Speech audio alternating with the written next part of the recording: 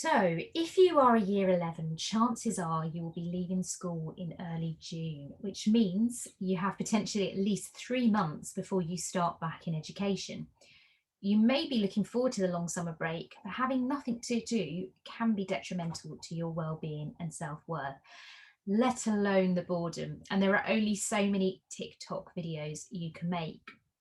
So, this recorded session and the accompanying workbook will help you to use your summer and start to think about developing your work-based skills, consider your career ideas for the future, and start to prepare for college and sixth form and apprenticeships.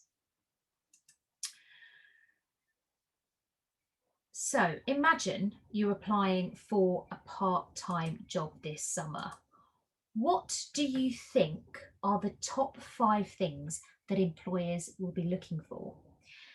Now I'm going to ask you to pause this recording and note your thoughts in your workbook on page 1.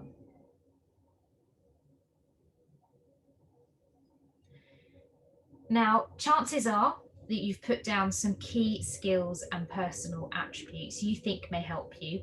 And depending on the job, different employers will want different things.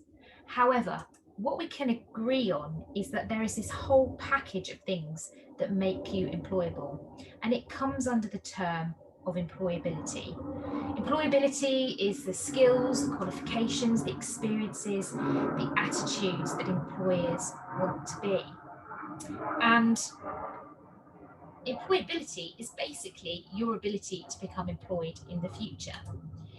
It's important to you because whether it's a part-time job or a work experience placement as part of your college course, or whether you're applying for an apprenticeship or applying for university one day, you will need to be developing these skills, experiences, and attitudes in order to help you find jobs and careers that suit you, be able to apply for jobs with CVs and application forms, and then once you get to the interview, to be able to speak about yourself positively and show employers why you are the best person for that job.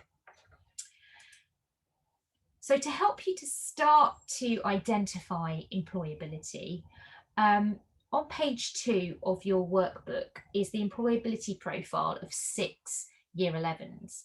I want you to have a read through and consider who has the best employability skills. Who do you predict will be most employable? Decide on an order that you will place the students from first, having the best employability skills, to sixth, having the worst. So pause the recording now and join back in when you have your answers.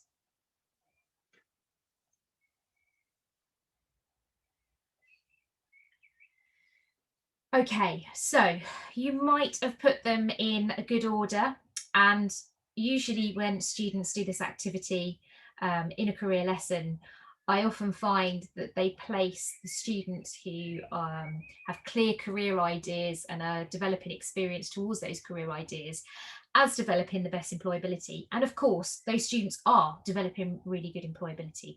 But actually, all of these students are doing quite well when it comes to developing their employability.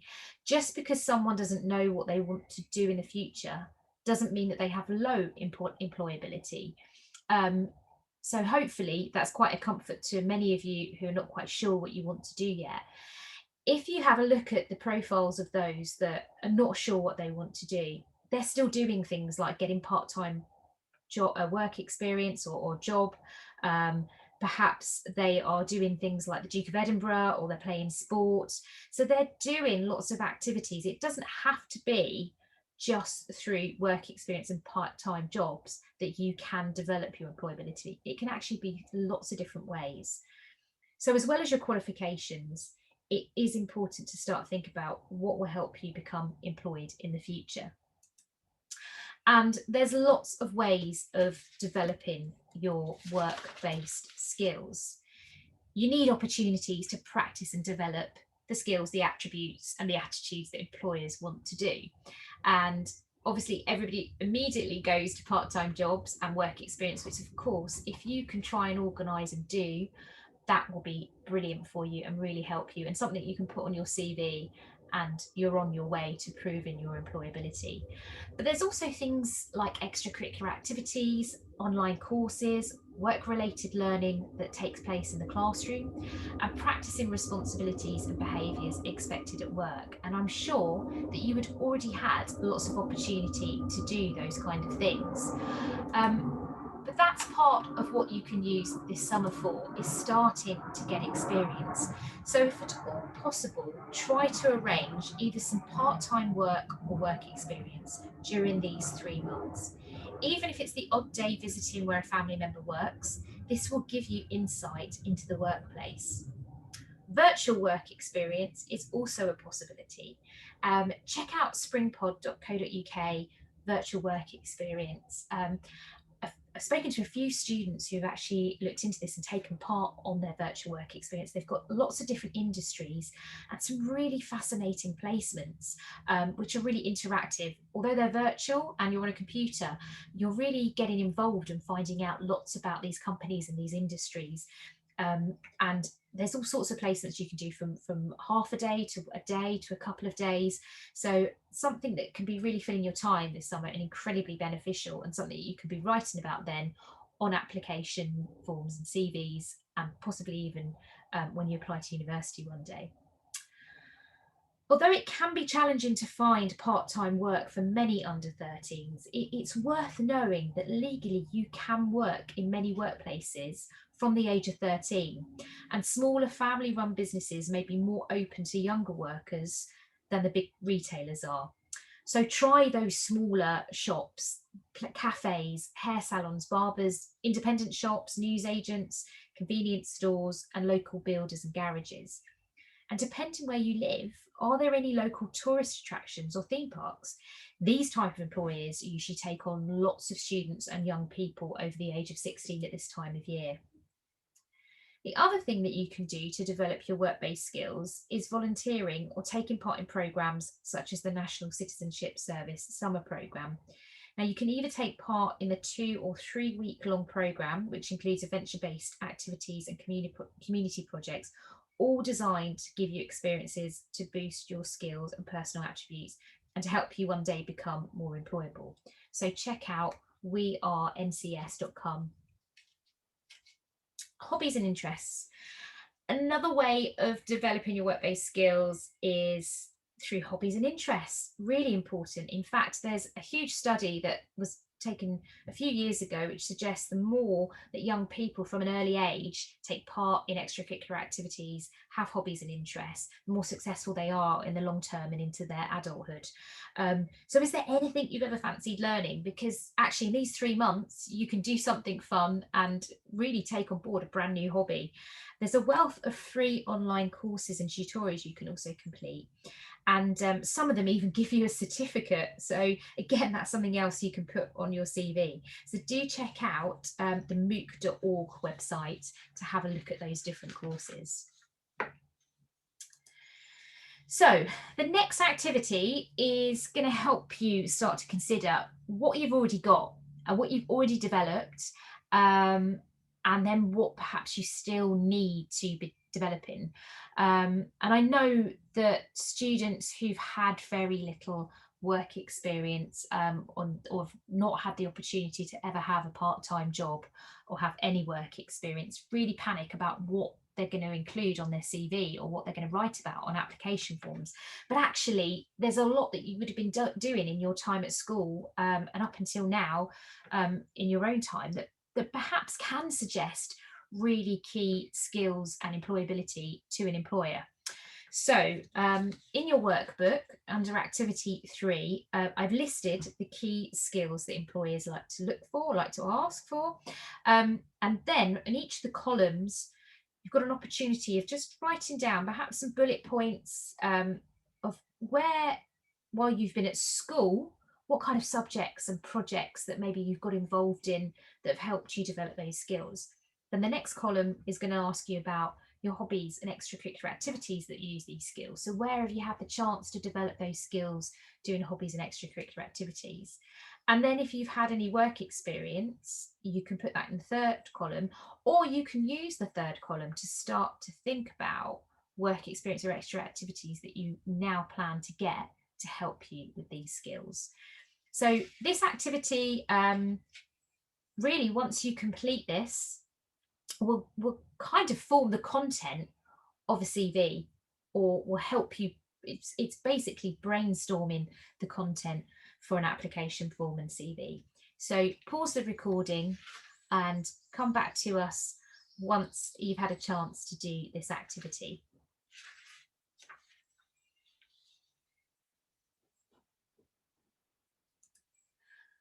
And what I just want to also include in this presentation are some practice interview questions for any of you that have applied for a part-time job or work experience opportunity, and you've got to go through either an in-person or virtual or a job interview.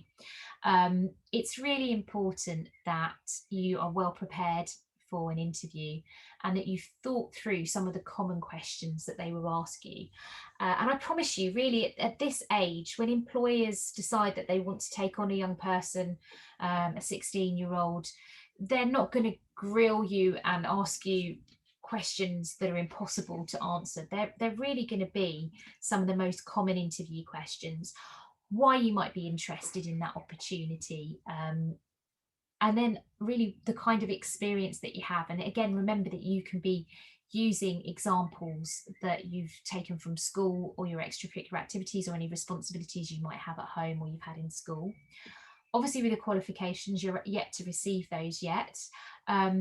It's important you've done your research and you know what the job is about, and the kind of tasks. Usually when you apply for a job will give you an application pack which will explain the key tasks that you will be doing as part of that job. So do familiarise with yourself with that before you go to the interview. Then they might ask you some situational based questions, and really they're looking for you to think on your feet and to consider how you would deal with a difficult situation. A lot of the time what they're looking for is that you've got a bit of sense in terms of good customer service, that you know that it's important to try and keep the customer happy and placate them, and look into the issue or problem and then speak to management so that they can deal with the customer appropriately. So really that's what they're looking for. And sometimes they might ask you about difficult situations that you've overcome where you've had to find a solution to a problem, because they want to know that they can trust you to just get on with things and take your own initiative and come up with your own solutions. You might get some questions about strengths and weaknesses. So again, if you have some time to think beforehand about preparing for those, it's important to do that. And finally, it's really important to have a question, and not just one about how much you'd be earning and salary, which of course is very important, so you can ask that question, but maybe in terms of some other information about the company, other staff, what it's like to work there, if they've got any progression opportunities. These are all good questions that kind of at the same time show you in a good light. Now, finally, we spoke about the importance of using this summer to have the opportunity to explore your career ideas. And you can be doing this really every time you have a spare 5 minutes, because there's some brilliant resources online, which we're going to go through in just a moment. But there are two key ways really, which is career research and your personal network. Your personal network is anyone you know, immediate family, relatives, neighbours, scout leader, football coach. What do they do for their main career? Do any of them do a job you like the sound of, or work for a company that is well known? By speaking with them, you can find out not only what they actually do as part of that job, but how they got into it. And at some point, if it's something that interests you, they may be able to help arrange some work experience where you try out the job to see if you like it. So that can be one of the key ways that you actually get an opportunity this summer. So thinking about spare 5 minutes to look into possible career ideas for the future, there are two really great websites I'm going to recommend today. One is icould.com and the other one is Career Pilot. With icould.com, it's quite fun. So again, these are enjoyable activities. It's not meant to feel like work. These are things that are going to help you, but at the same time should interest you. Is kind of exploring about yourself and what you could possibly do. So with I Could, there's a fun quiz called Take the Buzz Quiz, where you have to answer questions based on your personality and what you like most of the time. And at the end of the quiz, it's going to reveal to you a buzz quiz animal. So what your personality is like, it's going to suggest what you like, it's going to suggest some famous celebrities you might be like, and it's also going to suggest some possible career ideas. Now, on the I Could website, you can then click on those links to the different careers to find out a bit more about what those actual careers are. The other way that you can use I Could is that you can explore careers in general. So you can go in either by your subject or the job type, so what kind of family of careers, or you can just type in, if you've got a career in mind, if you know what it is you want to be already, or you've heard of something, you can just type it in the search box. What's great about I Could is that it will then bring up videos of people who do those jobs, which again is a really fun interactive way of finding out rather than just reading through the information. And I know that's something, again, that might be a bit more appealing. However, at the same time, especially at your age and as you're starting to kind of develop your career ideas over the future and really in the next couple of years have to make some important decisions, the information underneath the videos is very important. So do pay attention to this. It's actually called labour market information, and it will tell you things like how much money you will earn, how many hours you would be working, what percentage of the workforce is male or female. Quite important for you guys, what are the future employment trends? So are there opportunities in this job in the future? You don't want to be, spending the next couple of years working towards a career if actually there's not going to be any jobs in that career. It's also important to understand the kind of qualifications you're going to need. So what are you going to have to take after your GCSEs? What kind of GCSE grades do you need? And then what are you going to have to take after that? Are you going to have to go to university, or can you do an apprenticeship? And very importantly, something that when I speak to young people and do career meetings and we talk through career ideas, people sometimes get a career title in their mind, but they don't always know what it's actually about. So do make sure that if you like the sound of a career, you like the sound of everything it's about, the tasks, what would you be doing day to day as part of that job? And is that actually what you would like to do? Is it meeting your expectations? The other great website I'd say that's really age appropriate for like 16-year-olds is the careerpilot.org. And it works very similar to I Could. You can explore careers by job sector, or you can start with a subject. Another career website as well is the National Career Service and the job profiles on that. So the next activity is using either icould.com or Career Pilot to look up a career you like the sound of, and then complete the questions on page 6, which is going to start to help you think about the important information, what is involved in that job, the key facts about that job. So you can start to form opinions, and that's really the important process of career exploration, is finding out the information. So you're figuring out all the time, is this something I could possibly do? Or is it something that actually I'm going to put to one side now and move on with other ideas and other exploration? So again, pause this recording and have a go at completing the questions on page 6. And the questions on page 6 are something that you can do again and again as you're exploring careers.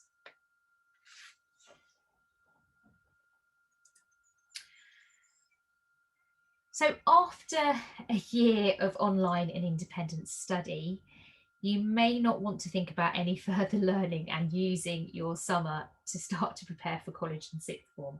However, because of the disruption, any extra work you can do over the summer to prepare for subjects and courses you will be taking in the autumn will put you at an advantage. So here are some suggestions for getting prepared for next level learning. get in touch with your sixth form or your college and see if they can send you a reading list, any suggested resources, websites. Is there any work that actually you do need to complete over this summer that's going to help you prepare? And for those of you planning to take an academic pathway, even if it's not written-based subjects, my biggest tip will be get reading.